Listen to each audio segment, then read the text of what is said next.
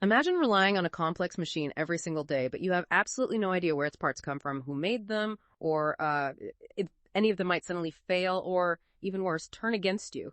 In our increasingly digital world, this isn't just some hypothetical scenario. It's the daily reality of cybersecurity supply chains. Welcome to the deep dive. Today, we're plunging into cybersecurity supply chain risk management, or C-SCRM. Our mission is to untangle the complexities of ensuring that the digital products and services you rely on are trustworthy and, secure. We're going to give you a shortcut to being well-informed on this vital topic, extracting the most important nuggets from what can be, let's face it, very dense material. Our primary source for this deep dive is the National Institute of Standards and Technology's NIST Special Publication 800-16101, Cybersecurity Supply Chain Risk Management Practices for Systems and Organizations, updated November 1st, 2024. We'll also be drawing a crucial connection to a piece from the Register, which highlights how supply chain attacks surge with orgs flying blind about dependencies. So get ready for some surprising facts and essential insights. Okay, let's unpack this then. What exactly is cybersecurity supply chain risk management, according to NIST? They describe it as a systematic process to help organizations manage cybersecurity risks throughout their supply chain. And it's about much more than just your immediate suppliers, right? Yeah, absolutely. What's fascinating here, and maybe a bit scary, is how truly deep the concept of the supply chain goes. It's not just your direct vendor. It includes their vendors and then their vendors. It's layers upon layers. Think of that chilling real-world example from our sources. A major store chain experiencing a massive data breach. Where did it come from? An HVAC vendor with access to their data sharing portal. Wow, an HVAC vendor. Exactly. You might acquire a product or service, but without C-SCRM, you often lack any real visibility into how it was developed, how it was integrated or deployed. Just no idea. This is precisely where the Register article's point about organizations flying blind about dependencies really hits home. Without a robust C-SCRM program, you are massively exposed. It's almost like buying a black box and just, hoping for the best, hoping it won't explode. That brings up a critical point, doesn't it? Because NIST gives us clear, direct examples of why this isn't just theoretical. I mean, we're talking about a widget manufacturer losing intellectual property because design material was stolen in another country. That's huge. Or a critical component supply disrupted by a ransomware attack 3 tiers down the supply chain. 3 tiers. These aren't abstract concepts. They're direct, potentially devastating impacts on real businesses. And if we connect this to the bigger picture, C-SCRM isn't just about protecting against, say, external bad actors, though obviously adversarial threats like malware insertion, counterfeits, industrial espionage, or, malicious code like in that traffic control system scenario from the NIST doc. Right. Those are definitely top of mind. Right. But it's equally about managing the non-adversarial risks too. Things like natural disasters disrupting production, or just poor quality products slipping through, or sudden geopolitical changes affecting supply, maybe even internal vulnerabilities like unpatched systems, or just a lack of cyber awareness within your own team. Yeah, the human element. Exactly. At its core, C-SCRM is really about building trustworthiness and ensuring the confidence you place in any element of your supply chain, no matter how distant, is actually well-founded. It's about proactive resilience, not just reaction. Okay, so we've identified the problem. It's vast scope. Now, how do organizations even begin to tackle such a huge and interconnected challenge? It feels overwhelming. NIST offers what they call a multi-level, multidisciplinary approach. Can you break down these critical levels for us? And why is collaboration across departments so key? Sure. So NIST defines C-SCRM across 3 distinct levels, and each is crucial for different people. First up, there's the enterprise level. Level 1.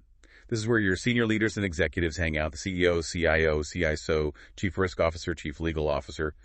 They're the ones defining the high-level strategy, the policy, the organizational goals. Essentially, they're setting the organization's overall risk appetite for supply chain cybersecurity. And the core insight here, I think, is that C-SCRM must be a boardroom priority. You need explicit accountability and ongoing support right from the very top. Yep. Otherwise, it just won't get the traction it needs. Okay, so it starts at the top, but how does that strategy, once it's set up there, actually trickle down and become actionable? How does it get into the weeds? That's where level 2 comes in, the mission and business process level. Here you got business management and program managers. Their job is to tailor those big enterprise-level strategies to specific missions or business processes. They develop the detailed implementation plans, translating that high-level vision into concrete, actionable steps for, say, a particular project or product line. Got it.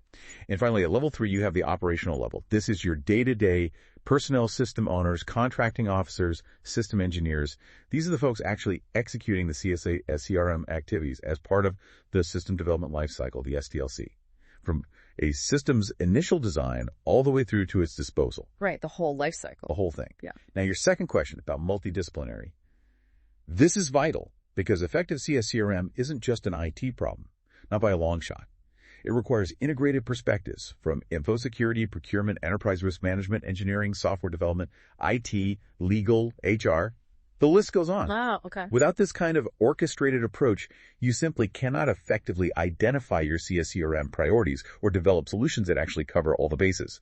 It truly takes a village or, the entire organization. It's interesting that NIST emphasizes setting up a CSCRM program management office, a PMO. They call it a fulcrum for coordinated CSCRM-oriented services. It really sounds like the PMO acts as the central nervous system for this whole CSCRM body, making sure there are dedicated resources and that cross-disciplinary input actually happens, driving it forward across all those levels. So we've laid out the organizational structure from the boardroom strategy down to the operational execution. Now let's pivot to the concrete actions. Beyond just setting up the structure, what are some of the tangible practices and controls NIST recommends? What do people actually do? Right, moving from strategy to execution. That's key. A critical success factor they highlight is integrating CSCRM into acquisition activities, every single step of procurement. Okay. This means first identifying the criticality of what you're buying. How important is this thing? Then doing robust due diligence on potential suppliers. And critically, not just them, but considering their own multi-tier supply chains. Who are they relying on? That sounds hard. It can be. And then you need to continuously monitor that relationship. It's not a one-and-done check. For example, your contract should have clauses allowing termination if the supply chain risk changes significantly, or require suppliers to immediately return access credentials if a contract is transferred. Yeah. Think about that badge flipping scenario they mentioned. Yeah, where the same person might work for different contractors sequentially. Exactly. They might switch companies, but potentially carry privileged access or sensitive knowledge with them. That's a huge blind spot if it's not managed properly. So it's really about making sure products and services are truly fit for purpose from a security standpoint right from the very start of the relationship. And speaking of being fit for purpose, for anyone navigating the complexities of organizational security and compliance, remember our trusted resource, www.compliancehub.wiki. It's your go-to guide for ensuring your systems are not just secure, but fully compliant. A great place to check your understanding. Precisely. And NIST provides a whole set of specific CSCRM security controls. They're organized into FAMs you might recognize, like audit and accountability, configuration management, and system and services acquisition. Now, these controls often build on existing security frameworks, but they're specifically tailored for the unique challenges of the supply chain. Can you give an example? Sure. Take separation of duties. We know developers shouldn't promote their own code to production, right? Right. Standard practice. Well, CSCRM extends that thinking to the entire supply chain of code and components you're bringing in. Or think about non-repudiation. That's like a digital signature, ensuring someone can't deny they sent something or did something. And chain of custody. Like in forensics. Exactly like that. Tracking an evidence bag. Documenting every transfer, every person who touched a component to ensure its integrity from creation all the way to deployment. It's all about building in these layers of verification and trust at every single stage. That seems absolutely vital, especially, I imagine, with the huge rise in using open source software that needs rigorous evaluation too, presumably, and a clear chain of custody. Indeed. Huge challenge there. And maybe the most foundational practice emphasized multiple times in this document is awareness and training. Mm-hmm. You have to provide CSCRM awareness and training to people at all levels in your organization, not just IT. Okay. Procurement, risk management, engineering, software dev, legal, HR. Everyone needs to understand the risks.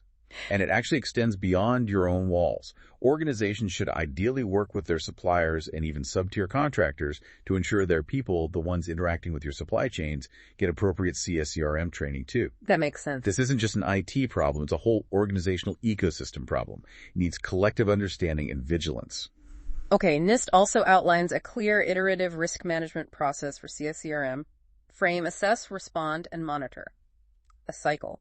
Can you walk us through how this continuous loop helps organizations manage the dynamic nature of supply chain risk? It's always changing. Yeah, it's a really useful framework. The process kicks off with framing your C-SCRM strategy.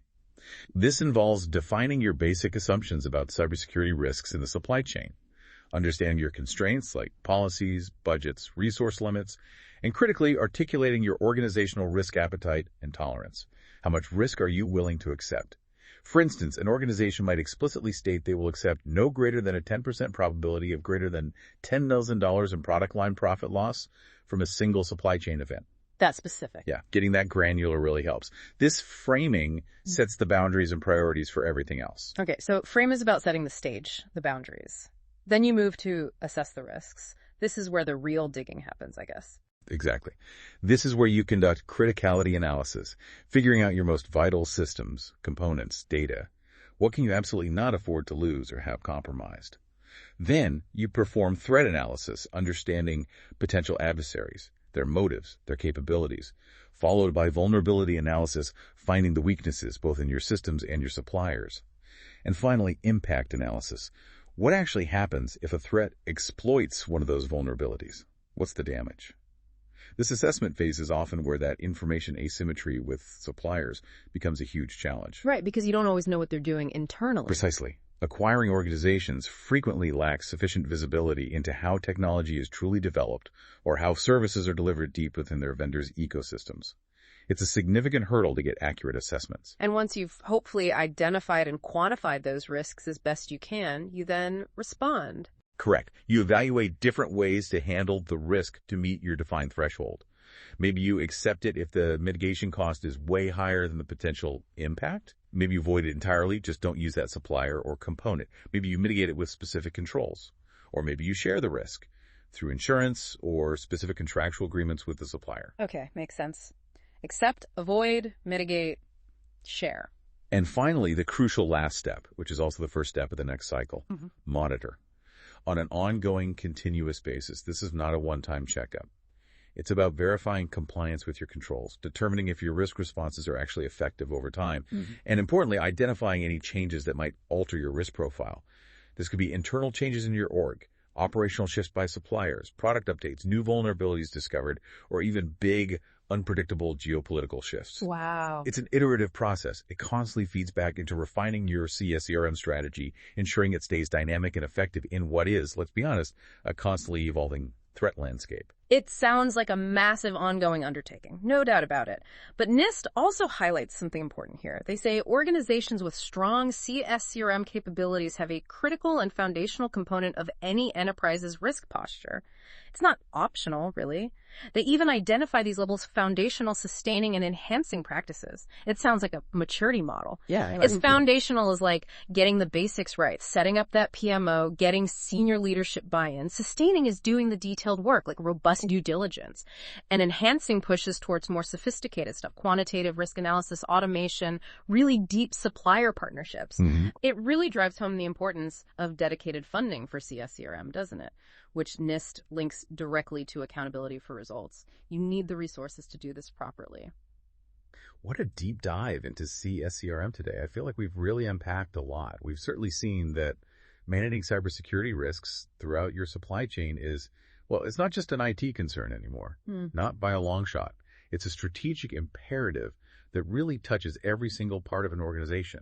HR, legal, procurement, engineering, all of them. Absolutely. And the NIST guidance, while dense, provides a pretty comprehensive roadmap for identifying, assessing, and mitigating these complex risks. It really emphasizes that multi-level, multidisciplinary approach we talked about. It's truly about moving from, as the register put it, flying blind to having clear visibility and active management of those invisible threads of trust that underpin our whole digital world. Yeah.